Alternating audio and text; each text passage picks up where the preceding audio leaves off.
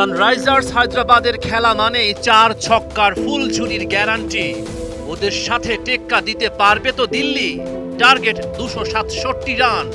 এমন ম্যাচেই নয়া অজি তারকা জ্যাক ফ্রেজার ম্যাকগুরকের উত্থান। যারা চ্যানেলটা এখনো সাবস্ক্রাইব করেনি তারা চ্যানেলটা এখনই সাবস্ক্রাইব করুন। শুরুটা হওয়া চাই বিধ্বংসী, সেটাই করলেন তিনি। অভিষেক শর্মা ও ট্রাভিস হেডের দখলে ছিল এবারের আইপিএল এর দ্রুততম হাফ সেঞ্চুরি। তারা 16 বলে করেছিলেন 50। 15 বলেই হাফ সেঞ্চুরি করলেন জ্যাক।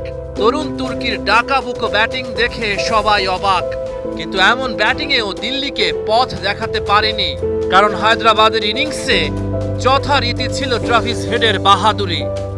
সানরাইজার্স হায়দ্রাবাদ এবার আইপিএলে নেমেছে একের পর এক রেকর্ড গড়তে। দিল্লি ক্যাপিটালসের বোলাররা যেন রোলার কোস্টার রাইডে। ট্রাভিস হেড ও অভিষেক শর্মা ব্যাটে এমনই ঝড় তুলেছে। কি বুঝে টস জিতেও সানরাইজার্সের মতো ভয়ঙ্কর দলকে ব্যাটিংয়ে পাঠিয়েছে দিল্লি, সেটা তারাই ভালো বলতে পারে। দিল্লির বোলাররা যত দ্রুত সম্ভব ম্যাচটাকে ভুলে যেতে চাইবে।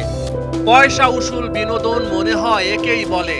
ট্রাভিস হেড আর অভিষেক শর্মা প্রতিপক্ষের বোলারদের নিয়ে ছেলে খেলাই করেছে।